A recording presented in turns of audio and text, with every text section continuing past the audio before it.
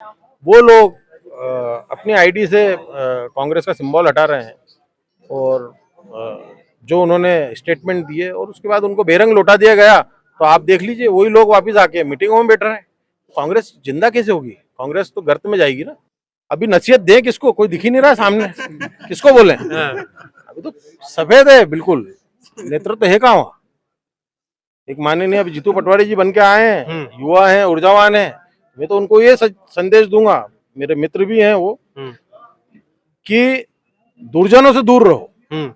जिन्होंने कांग्रेस की 12 बजाई है, एक चुनाव और हार जाओ, पर इन दुर्जनों से दूर रहो, अनुशासन का पाठ सिखाओ और इनको घर बिठाओ। जो बरसों से कांग्रेस की रोटी सेक रहे हैं उन लोगों। नमस्कार, आप देख रहे हैं द लपेटा में आपके साथ राघव शर्मा। कांग्रेस के शाजापुर जिला अध्यक्ष रहे योगेंद्र सिंह बंटी ने अब कांग्रेस का हाथ छोड़कर बीजेपी का दामन थाम लिया है। क्या कारण रहा कांग्रेस का हाथ छोड़कर बीजेपी का दामन थामने का? कांग्रेस में नेतृत्व नहीं बचा। कांग्रेस के वरिष्ठ नेता चापलूसों से घिरे हुए हैं। वरिष्ठ नेताओं के कारण कांग्रेस पार्टी गर्त में चली गई है और कार्यकर्ता, छोटे जो बूथ पे कार्यकर्ता काम करता है, कांग्रेस पार्टी को जिन्होंने मजबूत किया था, उन लोगों को कोई महत्व नहीं मिला है। ये इस कारण भाजपा ज्वाइन करी है हमने पार्टी के साथ बहुत मेहनत करी, बहुत संघर्ष करा। उसके बाद भी जब मौका आता है तो कुछ दूसरे लोगों को मौका दे दिया जाता है, जिनकी ना जनता में पहचान है, ना कोई राजनीतिक उनके परिवार से आते हैं, साथ ही ना उनका कोई लोगों से जुड़ाव है। उन लोगों को मौका देती है पार्टी। इस कारण आपने प्रत्याशी के रूप में नामांकन भी दाखिल किया था तो कांग्रेस की तरफ से, लेकिन वापस ले लिया। कौन से नेता आपकी जो रोड़े बना रहे थे वो खुद ही अभी कांग्रेस छोड़ने की बात कर रहे थे कुछ समय पहले, और भाजपा ने लिया नहीं उनको। तो वही लोग थे, उन्होंने कांग्रेस को गर्त में करा और प्रदेश के नेता हैं वो। तो कमलनाथ से आपकी बातचीत कैसी थी उस समय जब बात हुई आपकी? तो वापस आपने कहा कि नहीं, मैं कांग्रेस का प्रचार करूंगा, मैं नामांकन नहीं दाखिल। तो क्या बात हुई थी उस समय? उस समय हमारी बात हुई थी कि कांग्रेस का काम आपको करना है। तो पहले तो मैंने मना कर दिया था, पर चूंकि मैं जिला अध्यक्ष था इसलिए मैंने प्रयास करा लोगों को। पर मतदान होने के बाद ही उन्होंने मुझे पद मुक्त कर दिया। तो उनके मन में बेईमानी तो थी, शुरू से बेईमानी थी।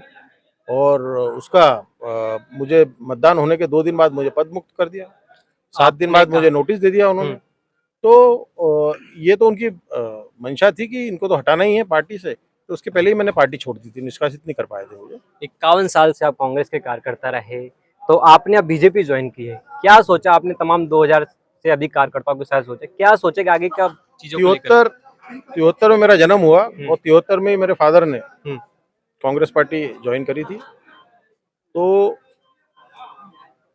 आज भाजपा में आने के बाद एक ही है कि जिस तरीके से आम कार्यकर्ता काम करता है पार्टी को मजबूत बनाने के लिए, और मोदी जी के विचारों को आगे बढ़ाने का काम जो कर रहा है आम युवा, उन्हीं के साथ कंधे से कंधा मिला के हम वही करेंगे और पार्टी को मजबूत करेंगे। कांग्रेस के दिग्गज नेता बीजेपी में आने के लिए दिल्ली चले गए थे, क्या लगता है?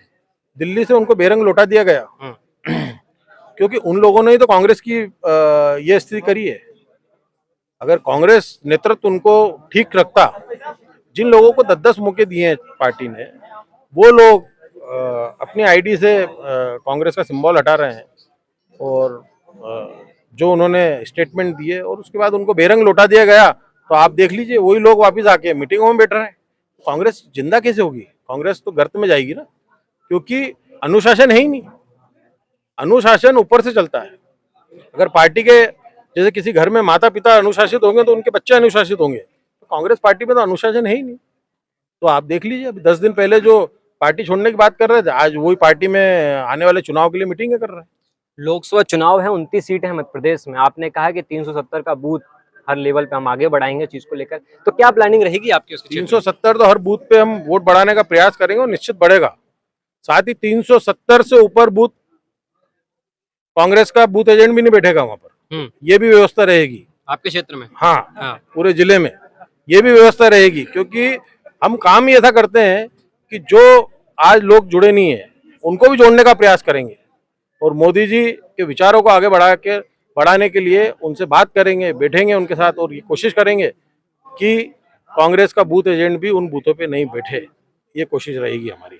तो कुछ बात हुई है कि कोई पद के लिए कुछ भी? कोई पद नहीं। कांग्रेस पार्टी में भी मैं जब आया, मेरे स्वर्गीय पिताजी विधायक थे और उनको भी काफी 18 साल संघर्ष करा उन्होंने, तब जाके उनको टिकट दिया था।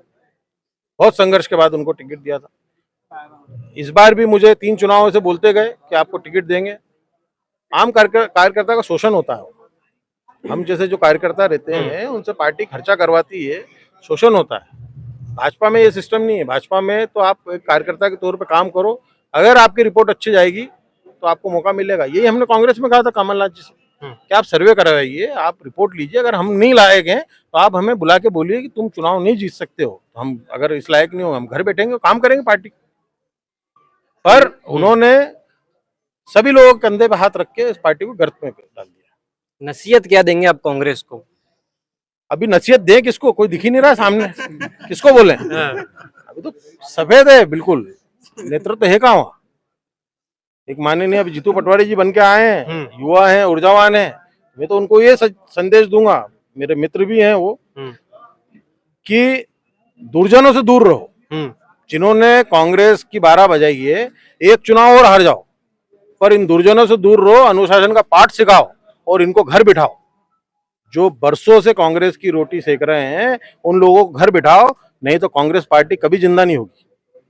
तो ये थे हमारे साथ योगेंद्र सिंह बंटीवाला। उन्होंने कहा कि कांग्रेस को एक ही नसीहत है कि जो अनुशासनहीनता है उनको पाठ सिखाया जाए, तभी कांग्रेस का कुछ होगा। संजय के साथ राघव शर्मा की रिपोर्ट भोपाल से। जवानी समर्पित कर दी, मेरी आखिरी सांस तक मैं छिंदवाड़ा के नए विकास के लिए प्रयास करता रहूँगा। आप सब का दिया हुआ प्यार और विश्वास मुझे बल और शक्ति देता है, और वही प्यार और विश्वास मुझे मेरी आखिरी सांस तक मिलता रहे। आप सबका बहुत बहुत धन्यवाद।